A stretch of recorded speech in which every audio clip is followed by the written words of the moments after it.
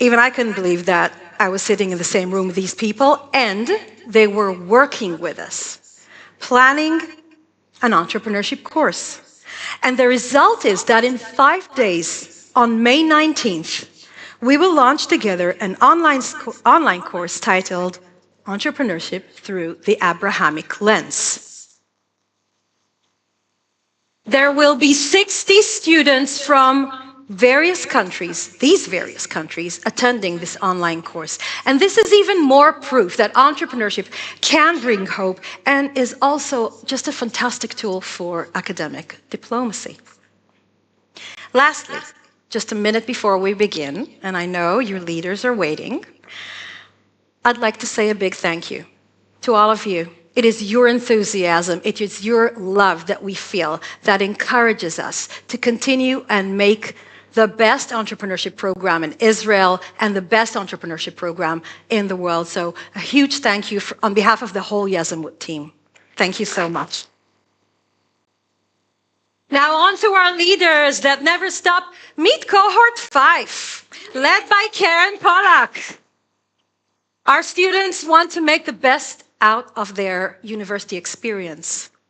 And the smartest guys, that's where they knock on the door and just come into the Entrepreneurship Center. We take them on a journey. And during that journey, they use their power skills and they enrich their entrepreneurial toolbox. And this is what you'll be seeing on stage. Trust me, these guys didn't sleep for a month. That is actually the truth. And here are our newest entrepreneurs solving the world's biggest problems. These 4 student groups are about to pitch to you today. And to make their lives even more stressful, we have invited a very distinguished group of incredible sharks to come up on stage. I'm so excited to invite Ms. Karen Basian, Ms. Lisa Scheller, Ms. Osnat Sessler, and Mr. Lionel Halperin.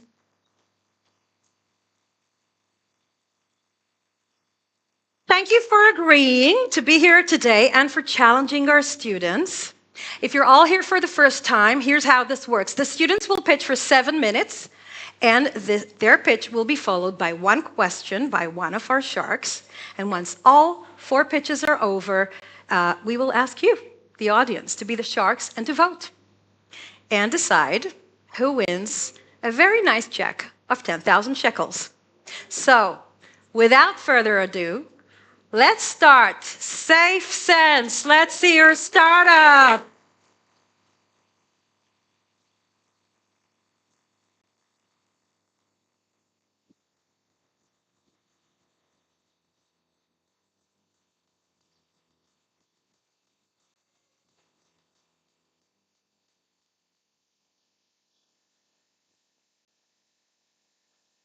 Imagine for a moment 3 important women in your life.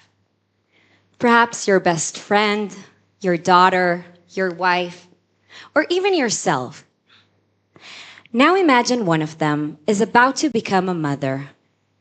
She's in labor, excited, nervous, hopeful. But then the doctor notices something is slightly off.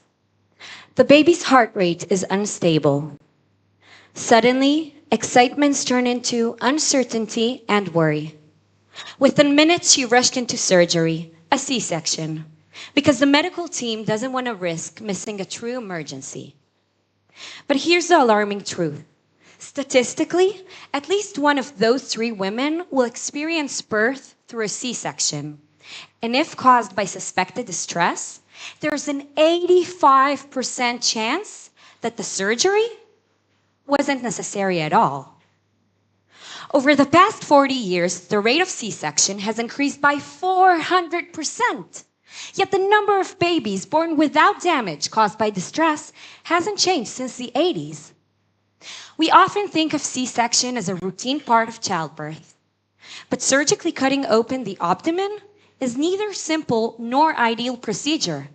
In fact, there's an 80% higher chance of experiencing complications during a C-section compared to natural birth. To change those numbers, we created SafeSense, Smart solutions for safer beginnings. Our journey began when we spoke with doctors about how they decide whether or not to perform a C-section. We found out that at the slightest suspicion of fetus distress, they choose surgery to avoid the need of missing a real emergency, even though they know, in most cases, it might not be necessary. So, how does this decision-making actually happen? Once they notice a change in the baby's heart rate, they start a 20-minute countdown. If the heart rate doesn't stabilize during this period, they proceed with surgery. We asked ourselves, how can it be that in 2025, with all our technological advancements and resources available, doctors still make critical decisions based on outdated methods? Well, the answer lies in the current fetal monitoring systems, or more specifically, the indicators used to detect distress. Today, all used monitors rely solely on heart rate. However, changes in heart rate do not directly reflect low oxygen supply, which is the real indicator for fetal distress. That's right. If we look at the current monitoring devices on the market, external heart rate monitors placed on the mother's abdomen are most common, but in some cases, they can't be used, and doctors must resort to internal monitors attached to the fetal scalp. A stronger and more precise indicator of fetal distress is the blood pH level, which accurately shows the baby's oxygen levels. However, this method is highly invasive, requires making a cut on the baby's scalp, and provides only a momentary snapshot, making it no longer in use. That's where SafeSense comes in. We offer a different, more accurate, and continuous way of monitoring fetal distress, enabling doctors to make informed decisions, potentially reducing 30 to 50% of unnecessary surgeries. We offer a different approach, measuring lactate levels. Lactate has been proven to be just as effective as pH in indicating fetal distress, and is minimally invasive comparing to pH. At SafeSense, we're developing a nanosensor that safely and gently attaches to the fetal scalp, continuously measuring lactate levels and providing doctors with clear real-time picture of the baby's condition. Our device integrates smoothly with existing systems to create the clearest possible picture. Here we can see it in action. The device is attached to the baby's scalp, and the data is transmitted and displayed on the screen in real time.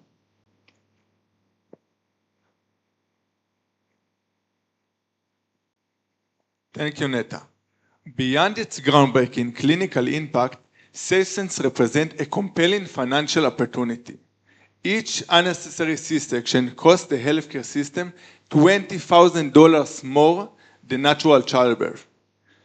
SafeSense is believed to have the potential to prevent 50,000 unnecessary C-sections annually in the first few years, saving about $1 billion each year. And that's even before counting savings from shorter NICU stays and fewer lawsuits. Our total addressable market is all fetal monitoring devices market globally, which is worth more than $50 billion. We are initially targeting the 3.6 million annual labors within the US, which translates to $20 billion, focusing first on high-risk pregnancies. Within 5 years, we aim to capture 0.1% of the US market, a $20 million annual revenue opportunity. Our competitors mostly track heart rate or apply AI to existing data, both indirect methods. SafeSense is different. We are the first to offer a direct, real-time lactate monitor, providing the doctors with the right tools to make safer, smarter decisions with healthier outcomes. So this is our team. My name is Amit, and this is Ayal, Neta, Inbar, and Ofek, who couldn't join us today due to reserve duty. We're a group of passionate founders from different fields, driven by one simple truth. One day, we'll all go through childbirth too. We are supported by expert advisors from both the medical and technological fields. Among them is Professor Ido Sholat, the head of the maternal fetal department at Rambam Hospital, who believes in the need of our product. With their guidance, we are ensuring that our solution is both medically and technologically validated. Now imagine again your best friend, your daughter, your wife, yourself, experiencing childbirth with SafeSense. Imagine the confidence, the relief, the joy of knowing the decision is accurate, reliable, and safe. That's the future we're creating. Pioneering the next generation of fetal monitoring, we invite you to join us to create smart solutions for safer beginnings. Thank you.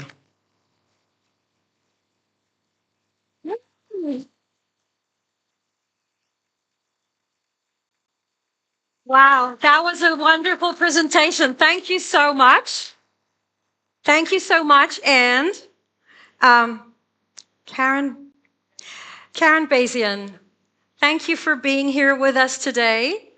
And we'd love to hear a comment or a question for you. Yeah, it's working. We can hear you perfect. Actually, now it's not.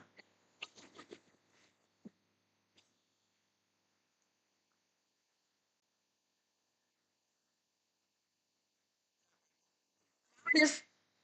Okay, It's working. okay. It's working. So first of all, thank you so much. That was an incredible, incredible presentation. I happen to be a surgeon's daughter. And so what I can tell you is he would tell you every time, if he was still here, he's long gone, but is that elective surgery is the first thing to avoid. So I really want to compliment you on making what is a very specific and critical and complex decision, and you, I think, articulated it really beautifully. I think you also identified the critical issues that you need to address. The one question I have for you, and if you've gotten into your thinking, because I think your solution and the way you framed it is really, really interesting. I guess the two things I would think about, and I would ask you guys in terms of understanding is, one of the things I do know as a surgeon's daughter is getting them to change the way they do things is very, very complex and very difficult. And so I guess the one question I would have is, as you've thought about how would you penetrate this market and get the change to happen and then protect the solution once you have it? So those would be my two thoughts. Okay, so you actually mentioned one of the risks we have that we thought about a lot. We are working closely with doctors and with Professor Ido Sholat that we presented, and to ensure that. So as he said, he believes that if we have a solution that is really working, and also we are based on existing technology. So the internal heart rate monitor that we also presented is already used in the same way that we want to use our solution, exactly to be able to do what you're talking about and not make a drastic change. Thank you. Okay. You can rest now. Leave the mic on the table, maybe. Well done. Mic, clicker. Just as a reminder, this is unfinished work. These guys are in their second semester. They still have a startup garage in the summer, so there's a long way to go. What you see here is project at work, ongoing work. So without further ado, MediVault, Team MediVault, let's go.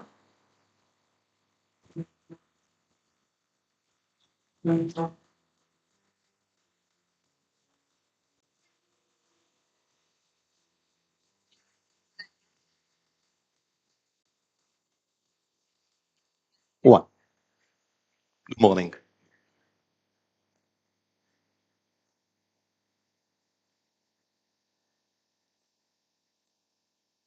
Everything changes everything. In 1947, the transistor was invented, paving the way for modern computers, smartphones, and nearly every digital component we rely on today. Back then, nurses wrote prescriptions by hand, on paper, leading to frequent errors. Medications were stored in old plastic drawers, labeled with markers on them. And nurses had to spend hours each shift manually sorting pills into small cups, making the whole process both time-consuming and prone to human error.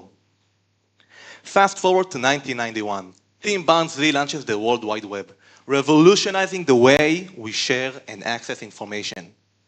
As for the way we distribute medicines, still the same.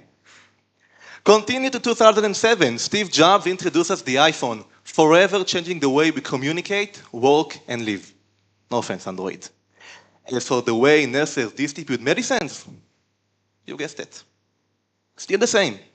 In 2019, the 5G network began. In 2020, the creation of the mRNA vaccines in record time. In 2022, the AI revolution began. I mean, I can give ChatGPT my class assignments, and it does them in 2 seconds. Not that I do it, of course, yes? The truth is that the whole world is evolving and adapts itself to the current technology. The whole world, but nursing home, rehabilitation centers, long-term care facilities. In those places, time stood still. They are still using the same method to distribute medicines as they did in 1947. I will let Yuval, our CPO, take it from here. Decades have passed, but we still give medication by the same old way, by hand. The problem is, it takes time, it leads to mistake, and put more pressure on the nurses that's already doing so much. If we take a look on the number, we can see that almost 72% of the nurses reported that they had at least one mistake over a year. However, most of the mistakes are not reported. Only 42% of them are recorded. So, meet MediVault. MediVault is here to offer a new way how to manage medication in long-term care facilities. We automate the process of distributing medication. We make their life easier for the nurses and much safer for the patient. We aim to target nursing homes, rehab centers, and even prisons. Here's our team, a once-in-a-lifetime team. Gil, Dor, Shani, and myself, Yuval. We all come from different fields, but we all come together to solve one big solution. Here's Dor, our CTO, to explain you more about our product. Thank you, Yuval. MediVault is an automated machine integrated into the institution's health system. MediVault has a user-friendly interface made for nurses, not for engineers. Let me show you how it works.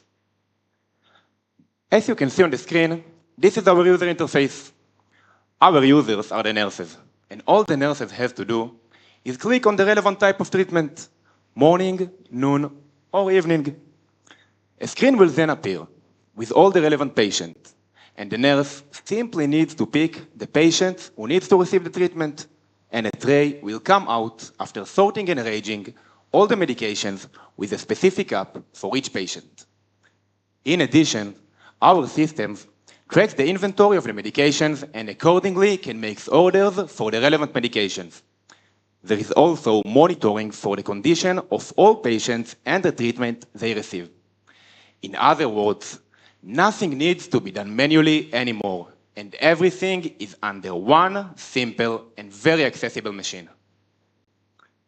So, how would life be with MediVault? Preparing medications becomes 10 times faster. Since the process is automated, the nurse don't have to wait. They simply need to pick up the trays when they are ready. And with MediVault, we are aiming for 0% mistakes. Without human handling, we ensure every dose is prepared with perfect accuracy. MediVault, easy, fast, and safe.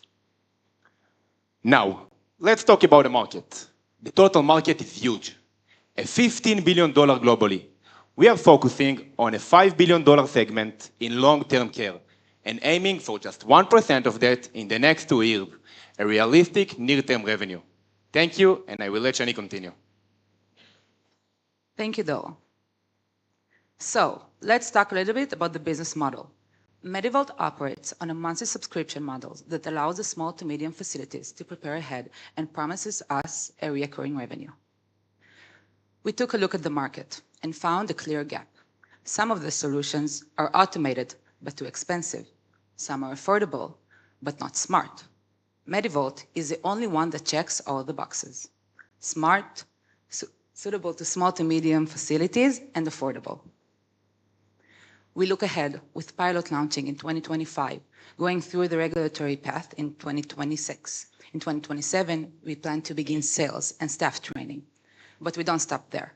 Why think small? In 2028, we plan to penetrate to other markets such as prisons. That is a very promising segment. What we are saying is not out of thin air. We held conversations with CEOs of the leading nursing homes in Israel that told us that it's not a matter of if there will be a mistake, it's a matter of when there will be a mistake. But we didn't stop there. We also talked to nurses and rehabilitation instructors that told us the problem is real and painful. We have our team of consultants, led by Avner Mor, our mentor, that teaches us all about the business. Our other consultants teach us all we need to know about the regulatory path and patent approval, along to the technical side of how to build the machine itself. On a personal note, I work as a rehabilitation instructor in a hostel for the mentally ill. My patients, my lovely patients, as much as they are smart and amazing, can't take care of their own medicines. This is my job, my responsibility. The idea to Medivolt came to me after a long and tiring shift that I made a mistake. I gave the wrong pill to the wrong patient. I can tell you, it was terrifying. Luckily, then, it didn't have any life-threatening consequences. But I can tell you that it definitely can. I want you to think about someone you love. Maybe they're in a nursing home. Maybe for some reason, they're in a healthcare facility. Where would you want your loved ones to be? In a place that has Medivolt. Medivolt brings back the care into healthcare. And remember when Dor activated the user interface? So the machine is up and ready to distribute the medicines itself. Join us to make this a reality. Thank you.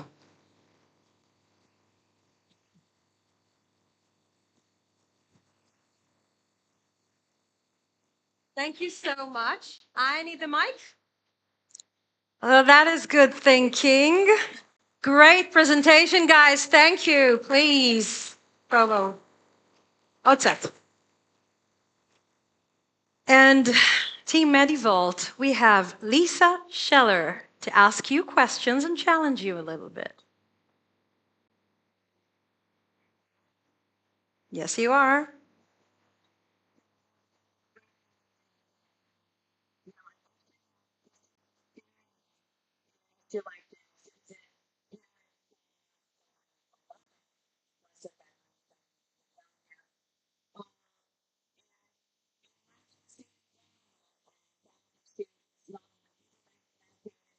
Medicated with all kinds of drug interactions going on. And the caretaker was administering medication as prescribed, but was unaware of everything else that was going on. And it was very difficult because there was like 20 medications at different times and different schedules and different doses. So, I mean, the question I have, it's kind of two-part. One is, being that you're hooked into the medical system, is there any way that it could look into the prescriptions to determine, are there drug interactions between these prescriptions, or are the dosages in line with the patient, age, weight, things like that? Are there actual mistakes in the prescribing? And have you considered something for home use for in-home caregivers down the road that will help them to actually keep a patient, whether it's a parent, a child caring for a parent, or an in-home caregiver caring for a patient? Great, two questions. For the first one, in every facility, nursing home or rehabilitation center, there is a system. They work with prescriptions they give. Our machine will integrate with that machine, so it will be automatically. Every change the doctor will do, you can see it immediately on the machine itself, on the Medivolt. And also the Medivolt, it's gonna be AI experience, so it's gonna tell you if it's gonna be a mistake, if two medicines are not supposed to be together. If a nurse or a doctor, if he made a mistake and he prescribed you something that you can't take because it's taking something else, the Medibot will tell you, will alert you because of that. It may not be that the doctor made a mistake. There were multiple doctors Someone involved. on the way. There are so many stops on the way. Since the moment someone's head feels something, is in the pill, until the minute he gets the pill, there's so many stops in the way when things go wrong, and because it's life, it's about life, it's so dangerous, so Medibot will keep that in mind, and it will alert if there's anything wrong or something like that. And to your second part, in the home care domain, to the home people, it's a bit difficult because they are, it's going to be too expensive and not suitable for small places. Our idea is a cabinet with 10, 100, 200 pills, different pills for all kinds of patients. And it's going to be automated, and for home use, it's going to might be too expensive or not. There are other things in the market that people can use. So we're focusing now mostly focus on the institutions, yes. It's definitely a possibility that you may consider for the future. But for now, yes. Thank you. Thank you so much. Great team, great presentation. And our next team is Firefinder.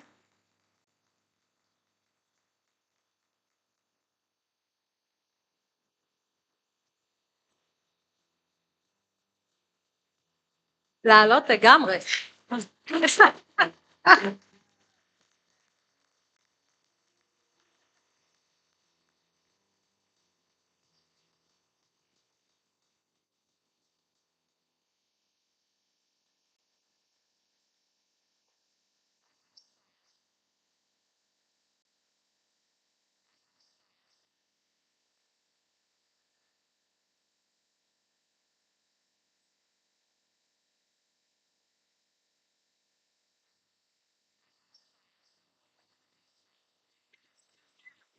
Scene and Captain Charlie Cashin was inside. We need a line to the base.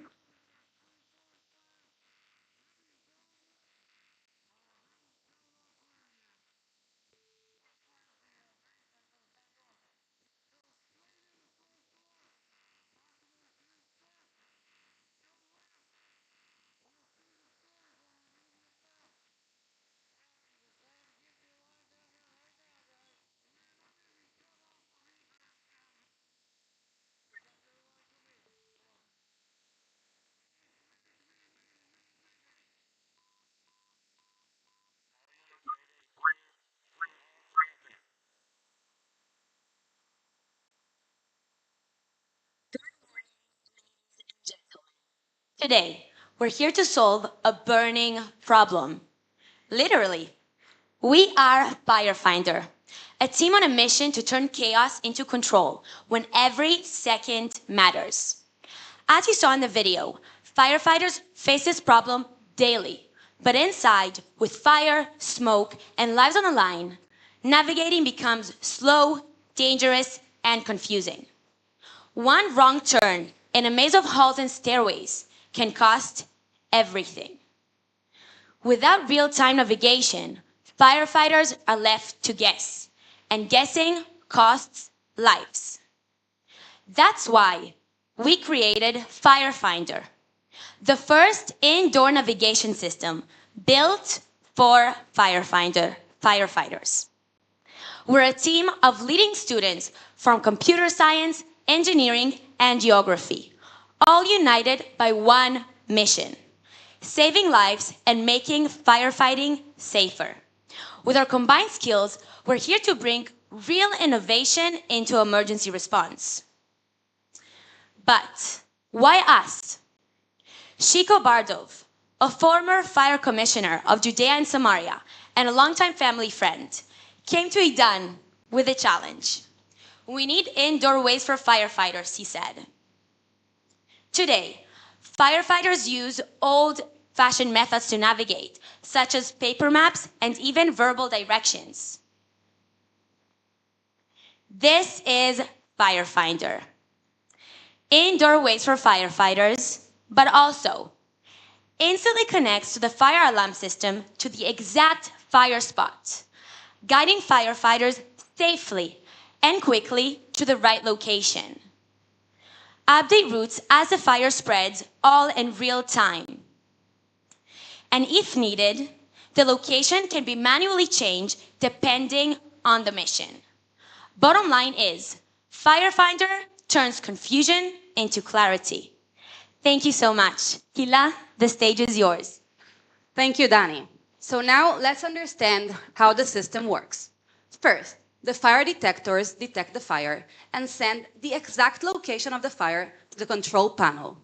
The control panel will pass through the information to an AI agent that will calculate within seconds the fastest, safest, and most efficient route for the firefighter to get to the fire. Also, taking under consideration the hazards in the building, like flammable materials or locked doors. And you know what's funny? Is that we're not changing anything. We're actually using the systems that are already there. And now, before we are going to talk about the business model, let's see what happens when you do nothing. So in the past few years, the fire and explosion were the largest single identified cause of corporate insurance losses. The insurance companies have paid 18 billion euros worth of claims, according to the Allianz report. And with this information, we created our business model that will rely on insurance companies that will send clients our way, and we will reduce their payouts. Just like Mobileye. Firefinder will work on a subscription model that will target hospitals, universities, even hospitals, which I already said. And we will cut the cost from that. And now, we will show you how our idea has caught the attention and validation of industry leaders, like Chico, whom you already met, that came to us and shared his dream. And second, Zaki Diab, the fire damage law expert, who immediately at the first meeting with us understood the pain and saw the potential within us, and is advising us. And third, Mickey Balter, the CEO of Orient, that is willing to cooperate with us in early MVP stages. Their insights have been instrumental for us for refining our approach and making sure we're on the right path. And now you're asking yourself, what's next? So in one word, MVP. But that's your mission. We want you to invest in us 10,000 shekels so we can create prototype and we can help firefighters all around the world. And the second part of your job is to connect between us and investors or building managers or insurance managers that can help us create Firefinder.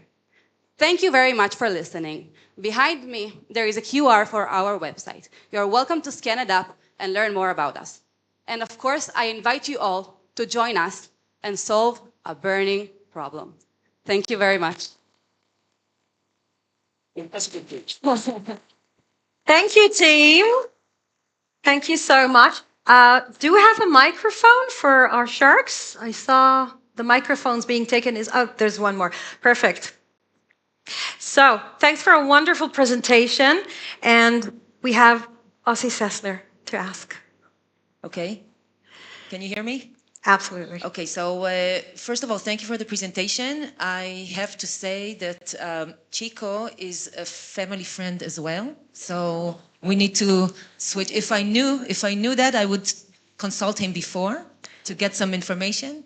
And the other thing is that my daughter is actually a volunteer in the firefighting department, and her and Chico always talk about this, so she loves it. I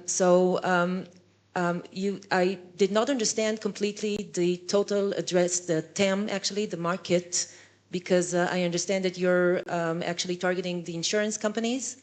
And I would like to get a sense of if you're targeting the US first, if you're going to Israel with a prototype, what do you think is the addressable market?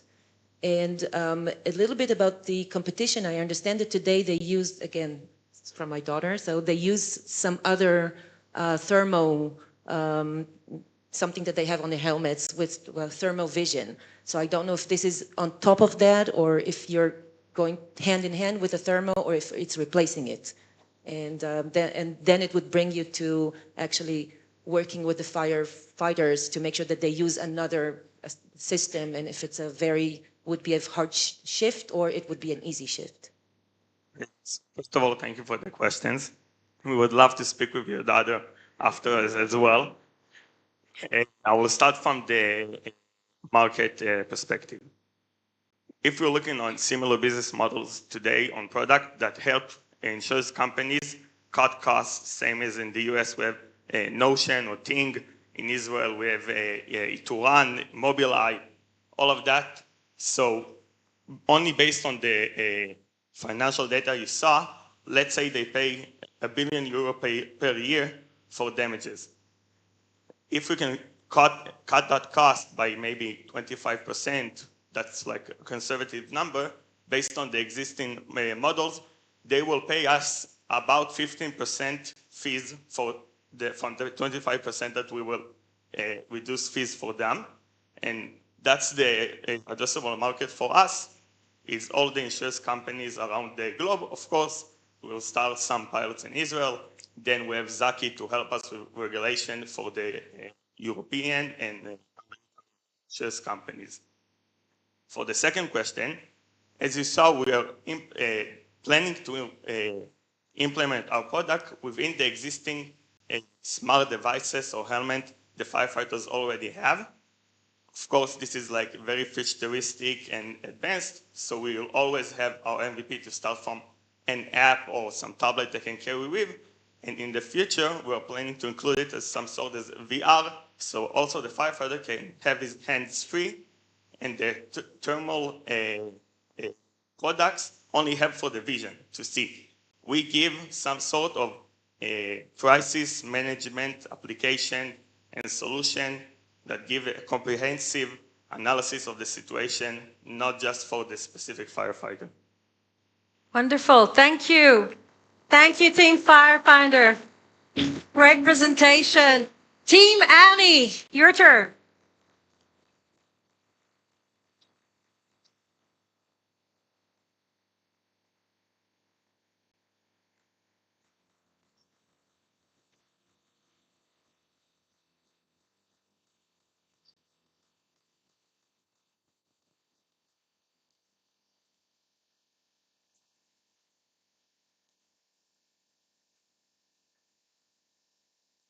My story begins on October 7th. It all happened in the north of Gaza, few weeks after the war started. My team and I got a mission to attack one of the houses at the end of the streets. I start to walk between the broken houses, one tank on my left, another 100 meters ahead, and I felt completely safe. What's happened 3 minutes later, I will never forget. I heard the sound of a whistle, and a big blast hit me against the wall. Thick smoke started to fill the air and blurred my vision, so I ran out to the scene, and that was the moment that I realized that now our mission is about saving lives. Imagine 2 of your brothers lying on the ground, bleeding, lost their limbs, and you can see above their heads a hourglass flipping upside down, and the sand is falling down fast. I knew that I had to act fast. In these moments, medical protocol says, stop the bleeding, then start monitoring the vital signs. But I faced few problems. First, the equipment available measures only from peripheral areas, which can be missing or without blood flow. Second, the measurement taken is correct only for that moment and be written on a piece of paper. And third, measuring vitals is crucial for every medical decision. Yet, only trained medics can operate this equipment, meaning they spend critical time on reading instead of treatment. With all that in my mind, I knew that I had to call my team medic, the only medical authority on the site. But then I could recognize my 2 injured soldiers. First was my sergeant, and the second was my medic. 3 weeks later, my sergeant died in the hospital. But on that very day, my medic finally opened his eyes. My name is Ofek, third-year student in the physical therapy department and a team commander on platoon 551. My name is Tal Ben Nolo. I'm a chemical engineering student, and I'm also a combat medic. And I'm Nicole Kaplan. I'm a data science and engineering student, and I'm the data girl. Experiences like this made us realize it's time for a new way to monitor the injured in the field. Current equipment in the IDF showcase these problems exactly. From personal experience, we know they are either unfit for field conditions, too cumbersome, or require too much attention from the caregiver. In a world where every second counts, that's where we introduce Annie, a new semi-autonomous biosensor patch specifically designed for trauma and emergency scenarios. Our device will continuously monitor the 5 critical vital signs needed in the field: heart rate, respiratory rate, oxygen saturation, temperature, and blood pressure, all from central areas like the neck. Now, measuring blood pressure from central areas is a known technological challenge, but emerging research in this field will allow us to capitalize on this knowledge and develop our system. Once the patch is placed, it works on its own, freeing the medic to focus on treatment instead of equipment.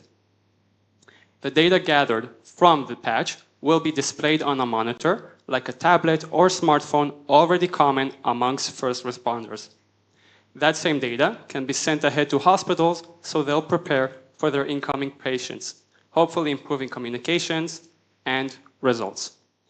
Now, we'd like to introduce a very preliminary first prototype that is actually working. Right now, it measures heart rate and oxygen saturation from the neck and sends the information via Bluetooth to our smartphone, with comparable results to the already existing pulse oximeter that I had on me.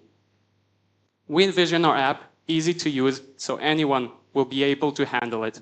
Each row represents a patient with the 5 vital signs displayed on it. You can also switch to a graph format so you'll see changes over time.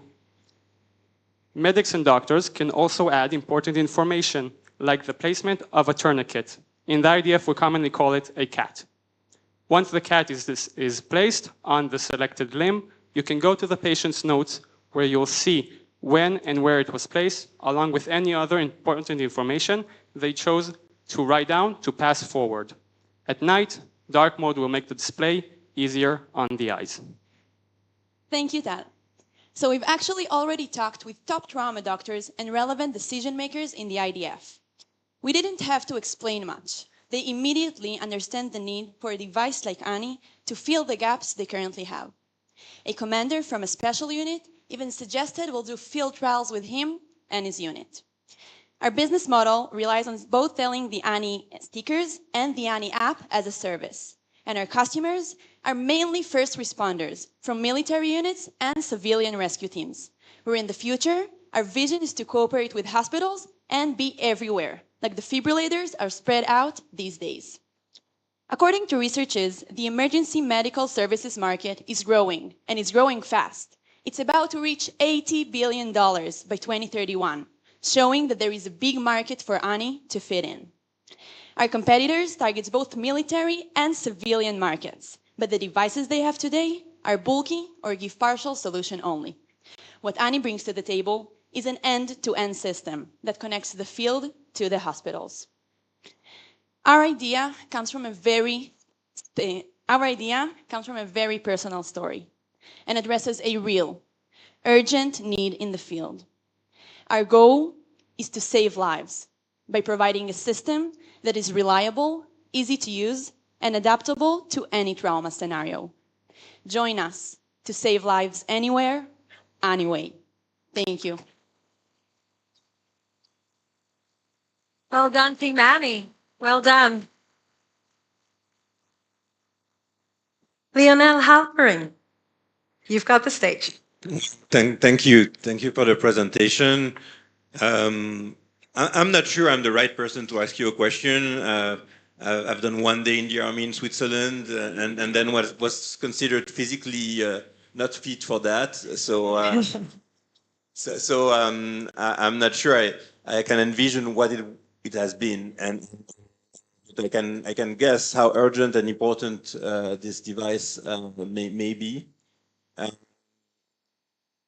Actually, 2 questions. The first one is, you may have already answered it partially, but how come did this idea did not come earlier? Was it for a technological new thing that is making it possible and it was impossible before? Or is it because, well, most of soldiers have no entrepreneurships or actually research ideas and you are just coping the entire thing? The other question is how do you see it getting into the market, and who would you approach for that? Okay, so thank you. And keep it that way.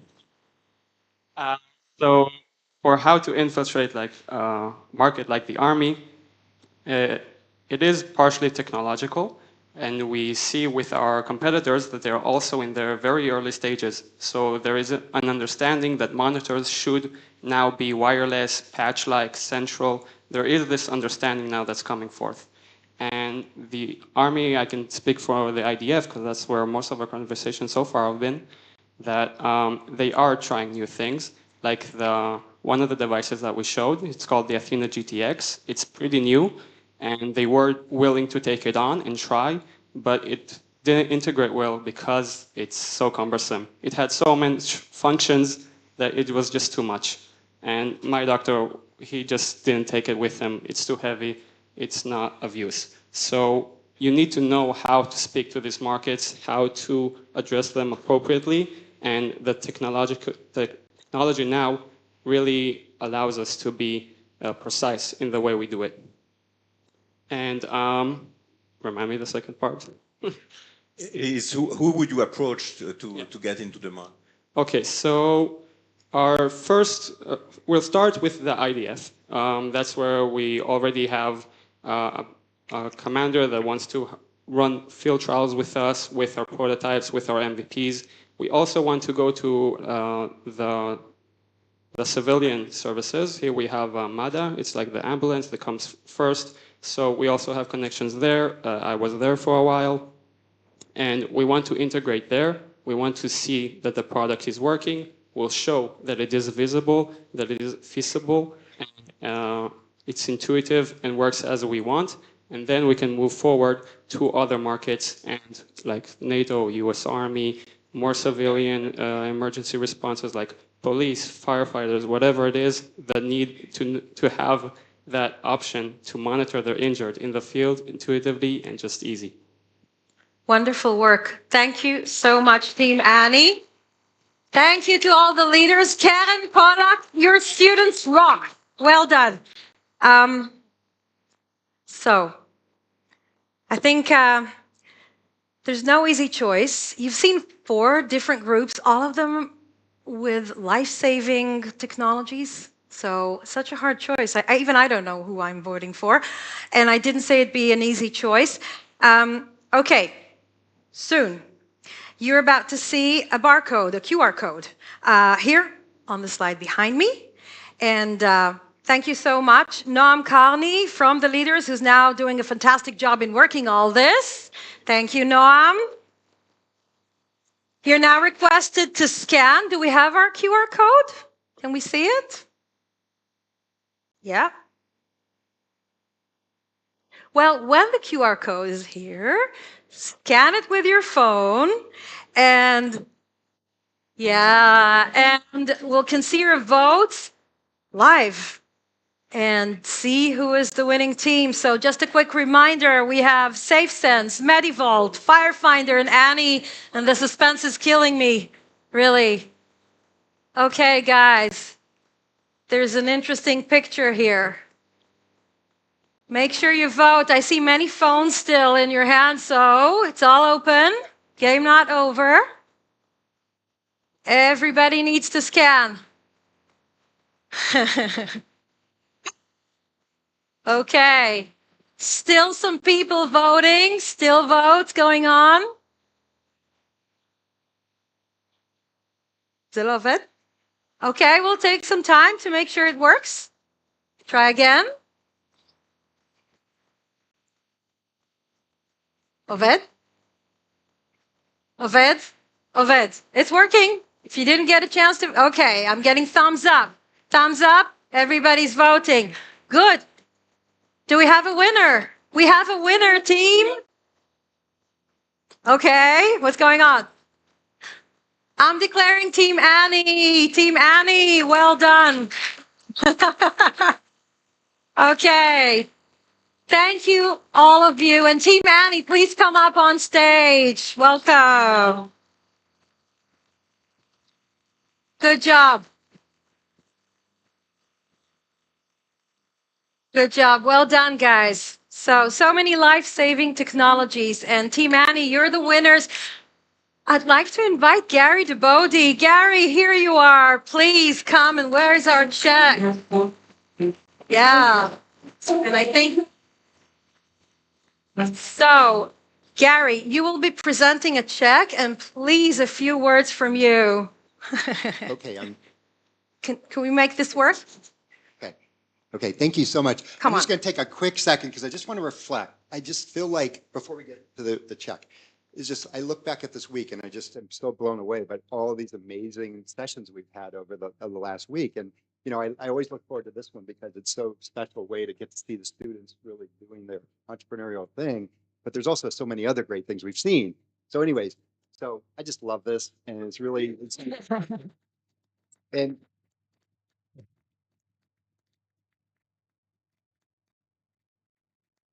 so I just want to say that, you know, Yasmu started in 2018, and I call it the special sauce because I think this university is amazing, right? It's all about the people. There's just, I mean, we all know everybody here, the faculty, the administration, the students, the volunteers that are friends, we're all here, and it just attracts amazing people. And but Yasmu is really even more special because it's the special sauce, because what it does is it shows us how the students are really leading their future and our future. And you know, you look at what they do, and we get to see this part of it. And yesterday we got to see the communities, but in general, the whole program is run by the students, and the professionals like Donna and Carmel and Gadia and everybody are really coaches. So they really can envision this amazing product, and they have the students run it. So anyways, it's such a great look into the magic of this university. So with that said, I want to present Annie with the amazing work. Thank you. Congratulations. Congratulations. Thank you. Thank you. Congratulations. Great work. We having photos? Hmm? Right there.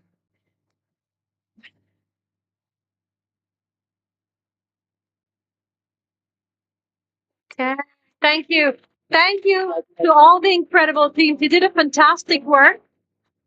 Great job, everyone. And just before we take off for a short break, every year I tell you what the next session is. And this time I'm extremely excited because I'm a great follower of the wonderful Nas Daily. And it's such a pleasure to have you with us. Stay tuned. Thank you all. Thank you.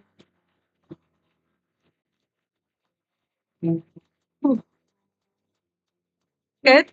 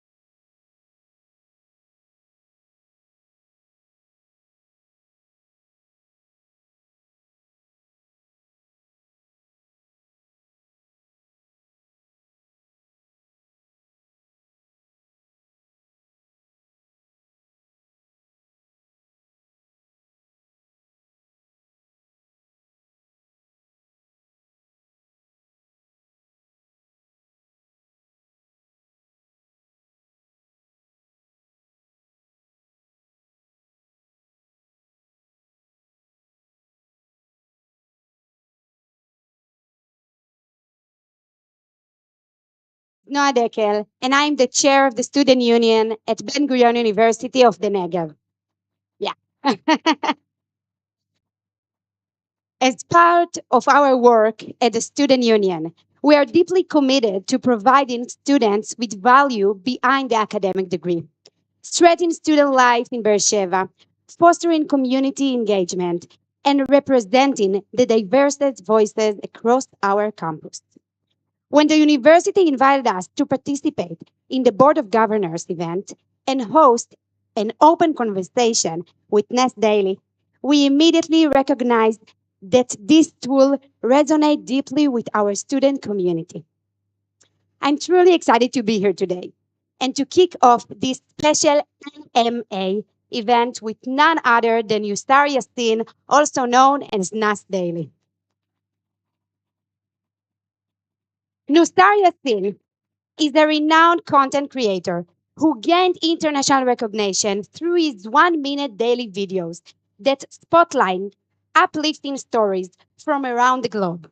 In recent years, he has expanded his influence by founding Nas Studio, a media company helping brands and creators tell impactful stories. And Nas Academy, educational platform designed to empower the next generation of creators.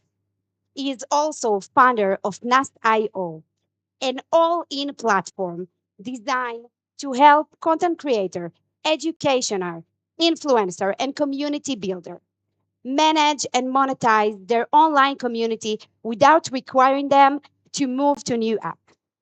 Over the past year, NAST has also been a prominent voice advocating for Israel globally, using its platform to share nuanced perspective, combat misinformation, and foster dialogues. Through both his business and activism, he continued to lead meaningful conversation and champion through authentic storytelling.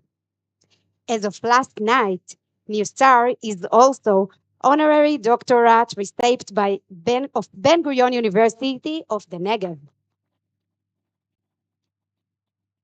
And now, the moment we have all been waiting for. I'm honored to welcome to the stage Nas Daily.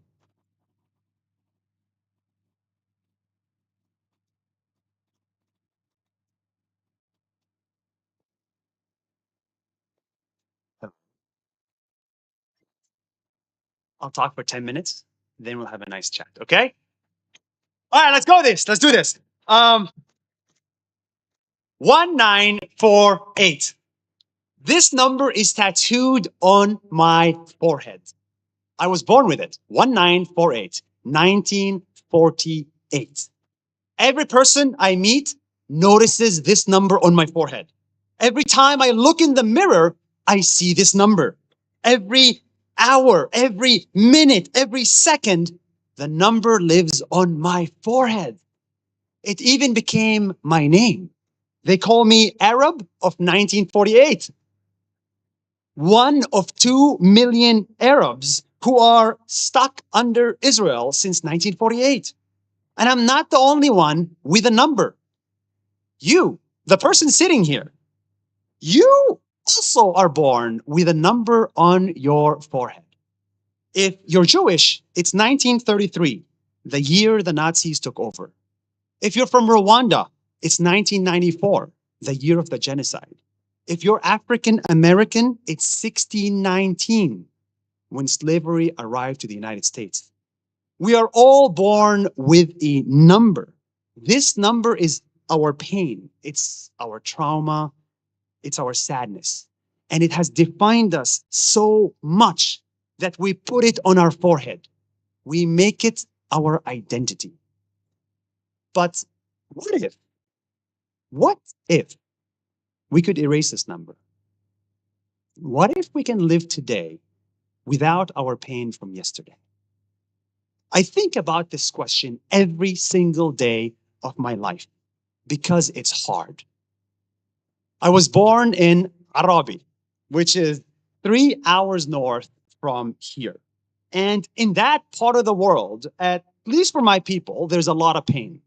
The 1948 pain. The Arab citizens of Israel who want to tell the world how terrible life is, that we are not equal, that our family got kicked out, that Palestinians lost their homes. That's what I told my friends when they came to visit. I showed them the pain and I put the pain on my forehead. And I enjoyed it. It gave me sympathy. It made me feel good to complain. And then I woke up. Why am I doing this? Why do I continue the pain for my future kids? What if the pain stops with me? And what happens when I erase this number from my forehead? So I took control of my life. No more complaining. That's the rule. I studied hard in the village. I applied to universities in America. I got into Harvard by luck. I graduated. I started making videos. I put them on the internet. I traveled the world. I made 2,000 videos on social media and built a 100-person company. And now got more than 70 million followers globally. Now I'm lucky to get this honorary doctorate degree from Ben Gurion University in just 15 years of work. All it took is 15 years of hard work. When you erase the number on your forehead, you become free. Free to imagine and build any future you want. Now, when my friends come to my village, I tell them about the future I imagine. I tell them $1 billion startup is going to be founded by an Arab Israeli. I tell them the next minister in Israel could be Arab Israeli. And Jews and Arabs will work together and live together in peace here. Despite the pain, we can build that future together. I get it. You probably think I'm crazy. You think I'm stupid for saying this, or maybe just privileged living in New York. This guy is so silly. This guy is a dreamer. He doesn't understand anything. I hear this every day. I am not silly and I am not stupid. I just saw the world. I've been to 100 countries. I know what's possible. Let me take you to Uganda, Africa. You ready? 50 years ago, 1% of Uganda was made of Indians. Indian Ugandans. They're not Indian immigrants. They're Ugandans. They lived there their whole life. But one day, the Ugandan dictator decided to kick all of them out. Every single Indian. He gave them 90 days. 90 days to leave the country, shut their business, give up their home, lose their friends, and get out. In 90 days, 100,000 Ugandans, Indians, were kicked out of Uganda. That was painful. The number on their forehead was 1972, the year this happened. But you don't know about this. The news doesn't care or write about this. The same Indians from Uganda left to the West as refugees, and in one generation, they became the most successful minority in the world. In the West, they became doctors, lawyers, and billionaires. They left the village in Uganda to own hotels in America. If you look at their forehead today, there is no number. According to them, pain is not a choice. Losing your home is not a choice. But to be a victim, that's a choice. And you can choose to stop being a victim and start your life all over again. It's not just me. It's not just the Indian Ugandans. It's also the Vietnamese. The Rwandans did it. The Sindhis in Pakistan did it. The Jews did it. We can come back from the worst pain. It doesn't have to define us. It's our choice. But some of us don't want to make that choice. Some of us are addicted to pain. The world only listens to us when we are in pain. We always need the pain to get the sympathy, the hugs, and the likes. But remember, if we benefit from being a victim, we always need to be a victim. If we benefit from being a victim, we always need to be a victim. People ask me, what is the hardest thing that you did in your life? And the answer to that is not Nas Daily. The hardest thing I did in my life was to erase my pain and start again. To erase my pain and start again. It takes courage to do that. Because the minute you erase the number on your forehead, someone else shames you for it. How dare you not stand up to our history? How dare you let go? How dare you move on? They want the pain, they want the number on your forehead, even if you yourself don't want it. This is why it takes courage to move on. If you're still listening to my speech, and I think you are, it means you probably have a number on your forehead. I don't know the number, only you know it. It could be a number, it could be a word. So my question to you, and to you, and to you, is very simple. What number is on your forehead? And do you have the courage to erase it? Thank you.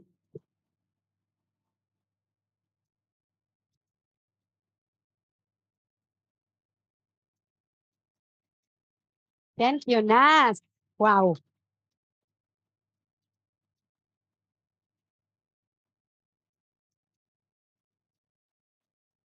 Thank you so much. Before we went to the stage, you asked me to ask you a real question. So this is what I'm going to do now.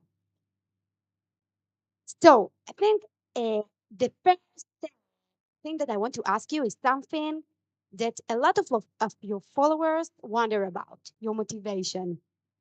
You are always working on something new, launching another project, building something fresh. What keeps you going? But tell me the truth. First of What all, you I ask? worked way too hard on that speech. It took me 3 days of work. So thank you, Ben Gurion, for giving me the chance to put into words what I've been thinking about the whole time.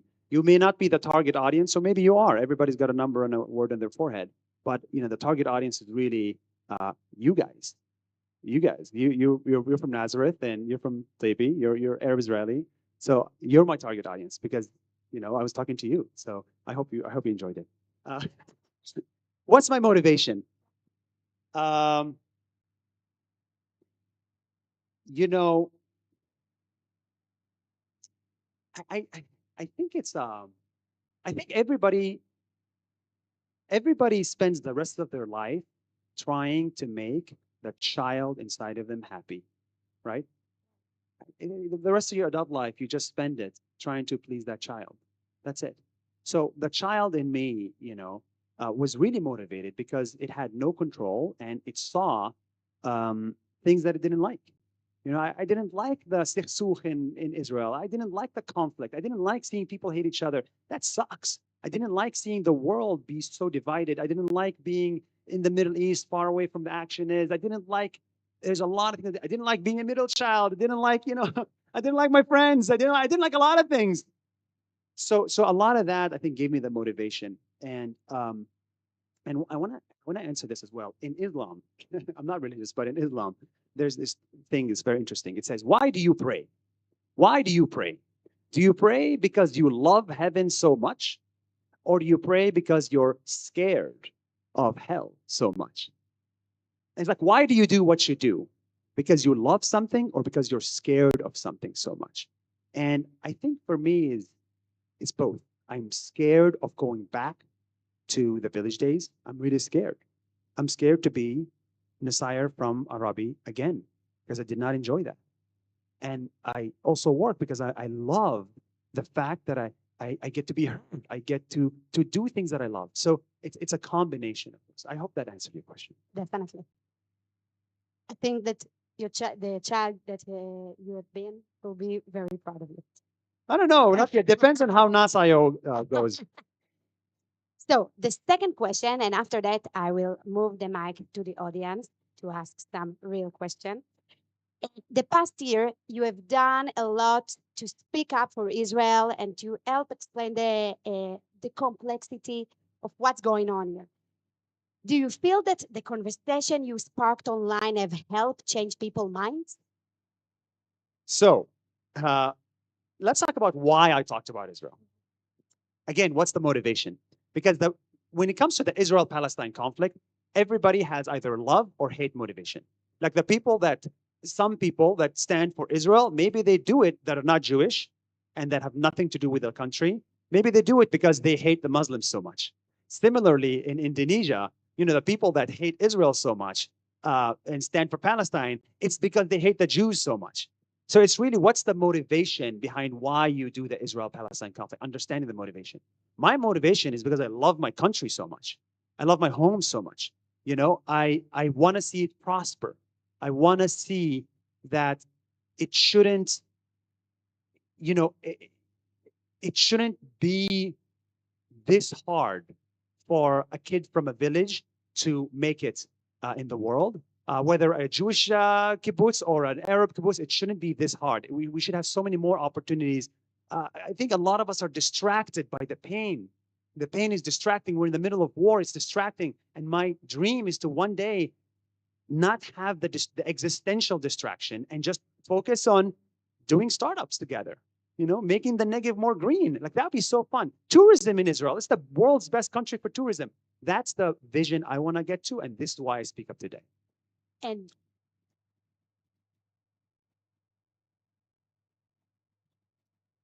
but you think that when you talk with your followers and your audience, you think that you success to change their minds about Israel?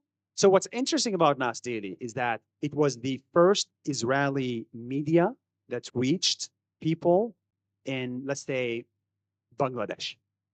People in Bangladesh have never met an Israeli. Never. Because before that, there was TV, and TV censored everything Israel. It's very simple. Then social media came. A lot of the Israeli creators are making content in Hebrew, and that doesn't reach Bangladesh.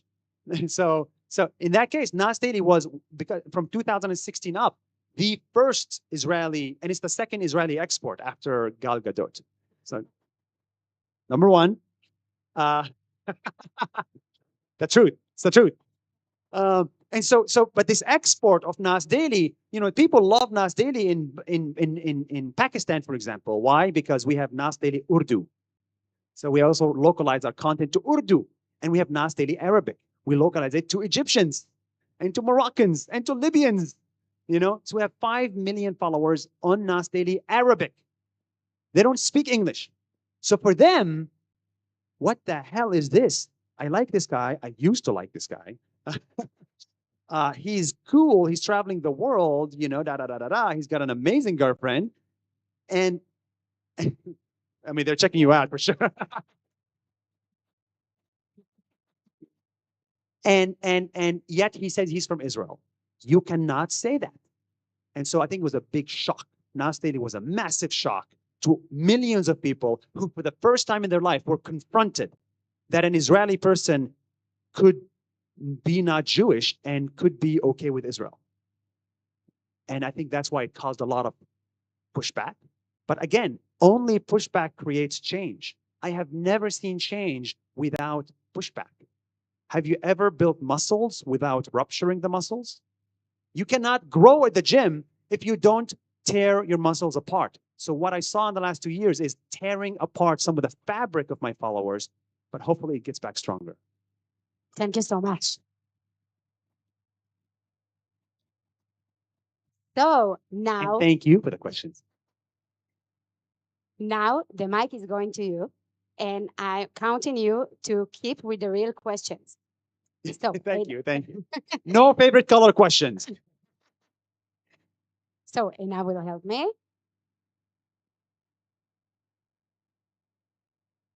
Someone has a question?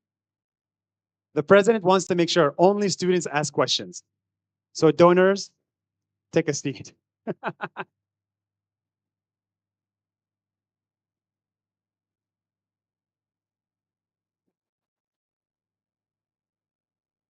Hi. First of all, thank you for coming. I'm the program manager of Leaders, so these are all my students. And uh, I've been living in the Gaza envelope area for the last years. Unfortunately, lost friends and family at the October 7th event. And since then, I put a lot of effort trying to help this area to revive and be successful. And I've been reading a lot of books that has been reading since after Yom Kippur War to really understand how do you rise from such a low point. And then I just finished reading a book, and it really killed me to think about the fact that the same soldiers who really experienced Yom Kippur on their own flesh were the people who took the wrong decisions who led us to October 7th. And on one hand, how we as a nation grew from this event was only possible if you not if you not act as a victim and you don't let the number define you. Yet, if you forget the number, then you just keep repeating the mistakes, and history moves like a circle, as we all know. So, what is your That honestly, thank you for saying that. I really appreciate that. That's awesome. I was this close to adding a section in the speech saying that literally word for word, we don't have to forget the number, but it doesn't have to be on our forehead, right? It can be in our palm, it can be on your arm. It can be at a place you remember on your body, but it doesn't have to be right front and center of everything we do in life. And I think that's sort of the general idea. So I definitely agree with you. And because of that comment, I'm going to modify the speech and I upload a newer version. Thank you for that. Thank you. That was a good question. Although it wasn't really a question, but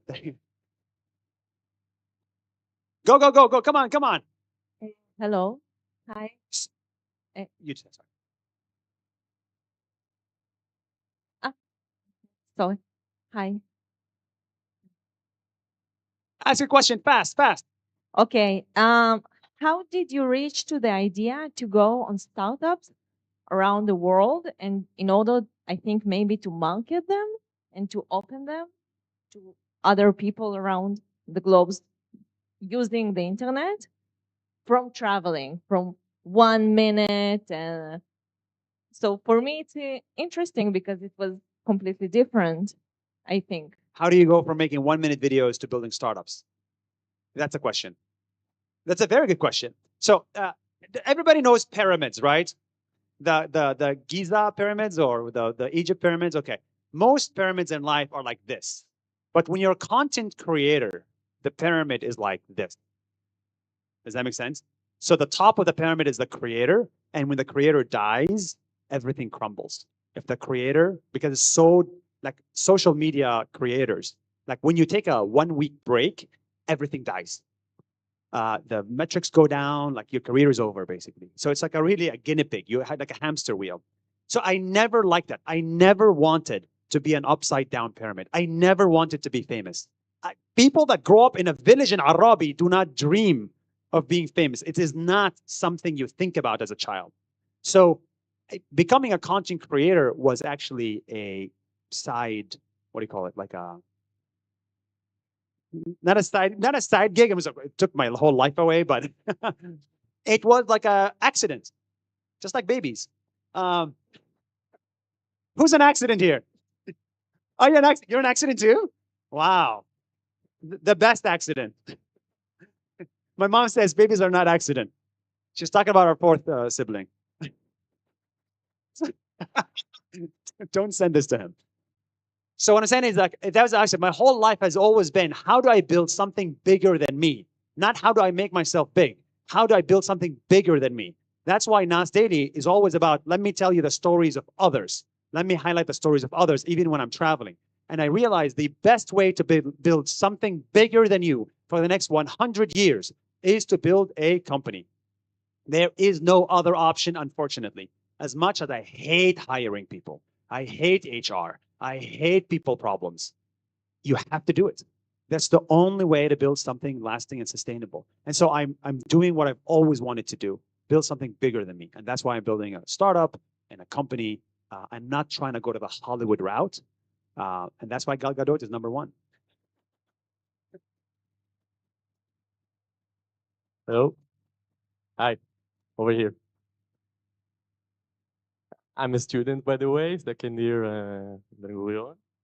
And I want to say thank you for coming, and I really appreciate what you're doing today, and I follow you for a long time. Uh, I think we're losing maybe the most important battlefield in this war, which is the media and public opinion. And as a social media expert, uh, what do you think we should do else, and why are we losing this war? And is it just a numbers game? And how do I make sure that in a few years I go abroad and meet people and they see me as not as a baby killer or apartheid state or anything that you said before, or just as an Israeli, something like that? So what do you think? Oh, that question made me emotional. Thank you for asking that question. It is really hard. How do I go abroad and people see me as a human, not as a baby killer? Unfortunately, Israel has not been very good at branding. Israel needs a CMO. The thing is, and actually, it's a systematic problem. And actually, a symptom of that problem is here too. Every time in Israel, we look to the left, we look to the west. Like every Israeli wakes up and is like, okay, New York, I'm coming for you. Nobody looks to the right. Nobody looks, okay, what happens in like Indonesia? What happens in Dubai? How do I build our brand there? And when somebody builds a company in Israel, unfortunately, we focus so much on, I give you $1 of marketing today, you need to give me $2 in revenue back. It's performance marketing, it's called, right? $1 today, you give me $2 back. But if you want to build a brand, you're going to spend $1 today and get $0 back. But you need to trust that somehow, some way, this $1 is well spent. Okay? That's unfortunately something Qatar is very good at. When you're printing so much money, you can spend $10 today and not get anything back. In fact, they just spent $400 million on a plane. And they'll get something back, but it's hard to quantify it like you can with a Facebook ad. So, and I think Israel, as citizens of Israel and as a government, I think you just need to get better at that game. And I think that's systematic. So what's the solution? I mean, I hope Nas Daily is one example of that, but we need 100 Nas Dailies. How do you create 100 Nas Dailies in Israel?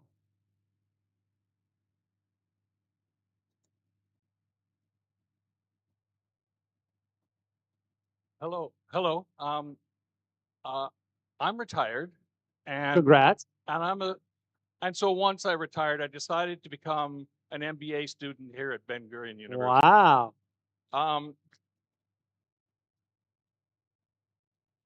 Are you the oldest student? I'm going to be 64 in 2 weeks. So yes. So why did I come to do this and come to do this MBA in Israel? I have a vision, which is to, in the darkness, to bring some light and to encourage trade between the Arab countries that signed the accords and Israel. I want to ask you, are you interested in creating a tourism company between Israel and the Arab countries that signed the accords, soon to be Saudi Arabia, so that we can foster more understanding and better ties to bring the peace? Thank you for that. Like Nas Tours. Nas Tours. Do you know that I actually tried that? It was called Nas Travels. I tried it for 3 months. It failed. By the way, Nas means people in Arabic. It's not my name. Yeah, they call me Nas in Israel for some reason, but Messiah is my name. But that's a very good question. I'll tell you a story. I was living in Singapore 5 years ago. I was invited. I got an email from the UAE government. They said, come to Dubai to make videos because you're one of us. This was before the peace deal. You're one of us. Come. And I was like, how do I enter? I'm Israeli. They said, just we'll make the airport work. So yeah, they just like, I walk in, no stamp, nothing, great. Make videos. Here is our nuclear facility. Make videos about it. Okay, critical info. Here's our desalination plant. Make a video about it. It was the best thing I've ever done. But they told me, when you go around the UAE, do not show your passport. Do not tell anybody you're from Israel. Hide it like it's the most valuable thing you own. Hide it. I was like, okay, fine. I did that. And then I made the videos and I got out. 1 month later, Abraham Accords happened. I don't know how. And then I go back to live in Dubai. And then I say, I'm from Israel. And they're like, oh my God, we love Israel. Welcome. This is amazing. Let's do things together. Let's do trade together. You know, it was from the hotels to everybody was there. So I saw what happens when it finally becomes okay to like Israel. I saw it with my own eyes, what happens when it's okay to not hate. And I think a lot of people in the Middle East are waiting for the okay. We're literally just waiting for the okay from somebody because unfortunately the Middle East is very top down. When my boss or my king, when my leader tells me it's okay, it is okay for me. It is very hierarchical in that sense. It's not like the amazing chaos democracy in Israel. So I think we're just waiting for the okay. People are waiting for the okay. And so I'm a big fan of that idea. And actually, I'm doing it. We have a small hotel in Dubai. We have a small office in Dubai. We invest a lot in the UAE. Abu Dhabi is one of my favorite places to work and do business in. So, and Saudi Arabia is the next frontier. And so I even bought a whole new citizenship just to go to Saudi Arabia and Indonesia. And so I'm now a Caribbean citizen. And Saudi Arabia and Indonesia were great. And they want, I've seen more Jews in Saudi Arabia than I have in New York. Okay? It was, like when I went to the conference, it was insane. So I really think it's just a matter of time. And this is where Israel should focus 100% of its efforts.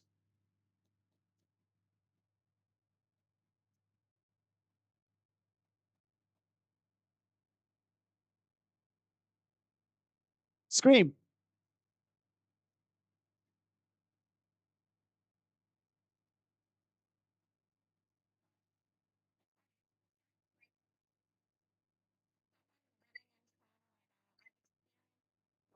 Yeah. Experiencing anti-Semitism, and I've realized myself how hard it is to have a conversation with them. So how are you getting through to them? That's a very honest and real question. You know, I hate to admit it. I hate to admit it. I don't want to be that guy, but I have to be that guy. But sometimes it does feel like there's nobody on the other side extending their hands to chat. Like the amount of peace programs I see in the world, all chaired by Jewish Americans. I'm like, I want to see a peace program chaired by a Jordanian businessman. You will not see that. That's the harsh truth. And I don't want to be here saying, no, it's okay. No, it's not okay. There's a lot of problems. The way I sleep at night is I see the hope. Look, I don't see hope in Egypt. Let's just call it spade a spade. I don't see hope in Jordan, maybe in Lebanon. But I see the most hope in the UAE, in Saudi Arabia, and in the Arab Israeli citizens of Israel. Those are the three areas of hope I see. And see, if you can make that work, if you can get the leader of the Muslim world to normalize the relations, I think everybody else will follow. Again, it's trickle down. I don't, unfortunately, and this is sad, I do not believe in a grassroots effect where we can somehow, some way convince a Palestinian American that Israel is now okay, or that Israel can exist. I find that a little bit difficult to do it one by one. What I do find it easier is get, all right, Saudi Arabia is on board, Indonesia is on board, UAE is on board, like, get on the train. What are you waiting on, fool? You know? So it's like, okay, this is the next chapter. So I think that's when the masses will come, but I think they're just waiting for the okay. And somebody needs to give that okay, and we know who.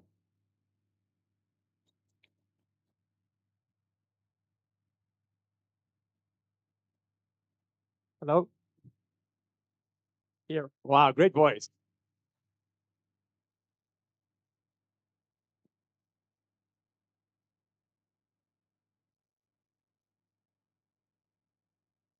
That's a great question. What do you see for yourself in 20 years? My answer to this is Arnold Schwarzenegger. Let me explain. Arnold Schwarzenegger is one of my favorite people in the world. You know why? Because he plans his life better than all of us. He has 3 chapters in his life. Chapter number 1, bodybuilder. So he became so good. He became the #1 bodybuilder in the world. Then he said, I'm done with that chapter for 15 years. My next chapter is actor. He became the best Hollywood actor in another 15 years. And then he said, I'm done with the acting chapter. My next chapter is politics. And so he became basically Max, governor of California, which is the most you can get if you're not born in the United States. So he became #1 in politics. Isn't that inspiring? He planned his life and his chapters so well. So the question is, how do I plan my life and my chapters? I had a 10-year chapter as a content creator, and that is officially over as of like 2 months ago. And so I finished that. My next 10-year chapter is entrepreneurship. So I believe that we're going to see a massive revolution in the number of entrepreneurs in the world. And the reason for that is because AI finally makes it easy to start a business. You have a CMO, CTO, CBO, COO in your pocket for $1 a day. Yeah, in one chat. You have the knowledge of the world's best business people in your pocket now with AI, so you can build a business. So I see the entrepreneurs are going to be like this. The concept of 9 to 5 is done. The office work is done. I think 30% of the world will become entrepreneurs. Now it's 10%. So I want to play in that for the next 10, 15 years. Once that's done, it'll become pretty boring. The 3rd chapter will be to become president of Ben Gurion University.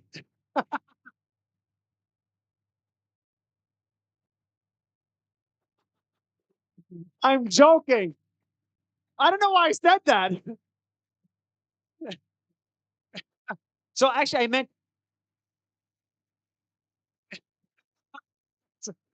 read between the lines. No, actually, what I meant is my 3rd chapter, you have to do something that's very important. That's life and death. And this is, of course, important. But what is life and death? Medicine and politics, in my opinion. The only reason we're alive today is because somebody invented an artificial pancreas and another person stopped the missile from landing here. Politics and medicine is the main reason why a lot of us are alive. And so medicine, I'm not a good doctor. I'm just an honorary doctor. So I do think something in politics is interesting and necessary, especially in Israel. So I think that would be the 3rd chapter, and then we're done.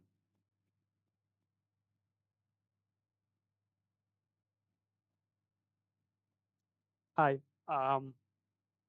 You touched about this briefly. You talked about victim mentality, which usually also leads to isolation, both personally and as communities. How do you think we can help communities that have this victim mentality, that feel isolated, and integrate them and make them part and feel like part of the country? You talk about Israel. Yeah. Not Iran. Okay. I think the solution to Israel is 2 things, and I don't know why the hell nobody is saying it. Okay? It's very simple. Number 1, schools. Schools have to be mixed. It is unbelievable that I spent 19 years in Israel and I had 0 Jewish friends. It is unbelievable. My first Jewish friend I met at Harvard, and I was surprised that he wasn't a baby killer. He was actually so nice to me, and I'm still his friend today, and he's an amazing guy. So from middle school, high school, and elementary school, we got a mix. So we got to force 10% of your classmates to become Arab. I'm sorry. Whether you like it or not, we're coming for you. Okay? And I want 30% of my school to have been Jewish. So at least I practice my Hebrew, so we don't have to do this in English, okay? Schools, you got to mix. And the second thing is you got to mix the army, okay? Which means, come on. Why are you not forcing Arab Israelis to join some sort of community service or army, right? Sorry, guys. I'm sorry. You agree? You agree? Like, the conversation should not just be about Orthodox Jews.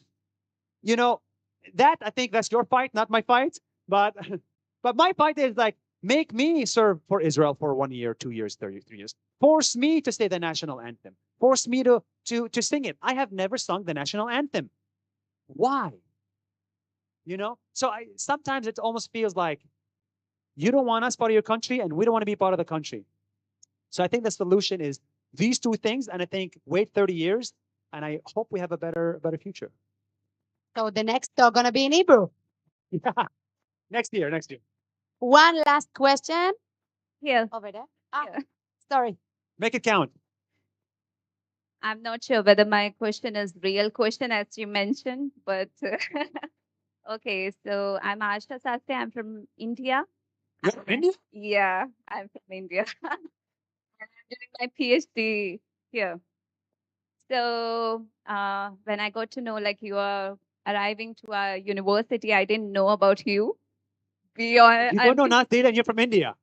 That's shocking. India is like number one. Joking.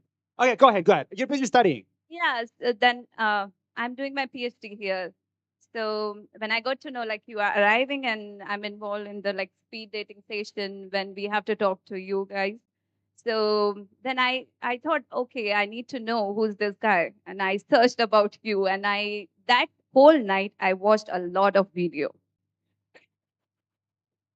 Thank So you. that On which night- platform? On which platform? YouTube. YouTube. Interesting. Okay, keep going. Okay. So that night I had one question, and today after listening to your talk, so I have two small Okay, make it questions. fast. Okay. So one question is, you have inspired millions through your stories.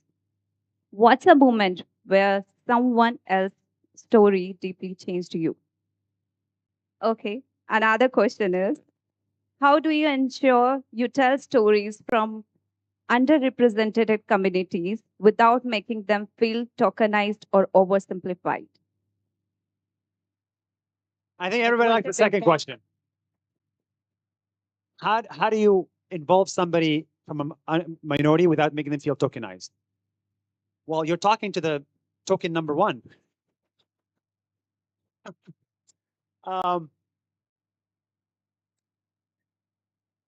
I think, look, I'm sure an element of Nas Daily in Israel, I'm sure is tokenized. Like I'm pretty sure of it. Like I'm sure, like when I have some friends in Tel Aviv, like I think they enjoy the fact that, oh, I get to have an Arab Israeli friend without, it's like a light version. So I'm sure that exists. I'm not sure it's the problem.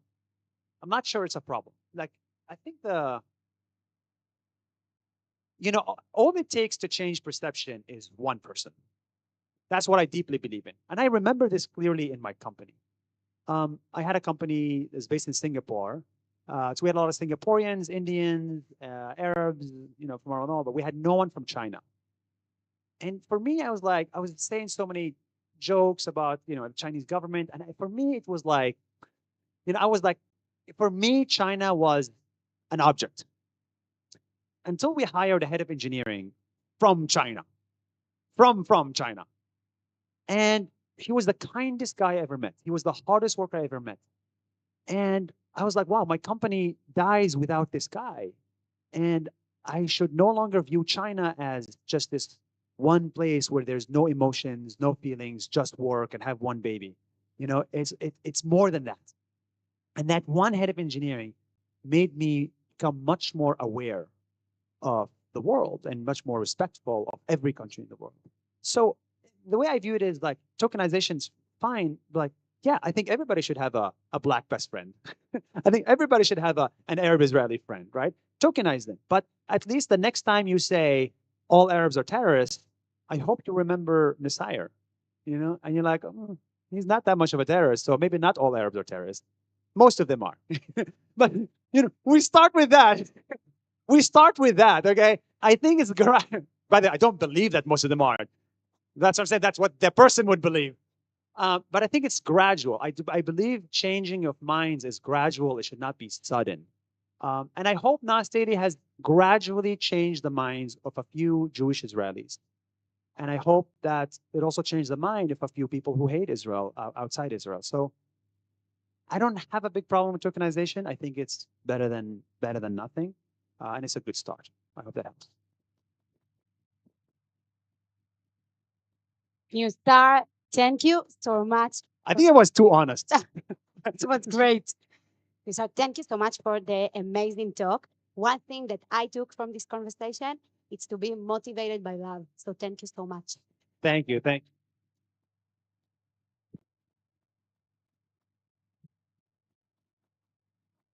The famous selfie, guys.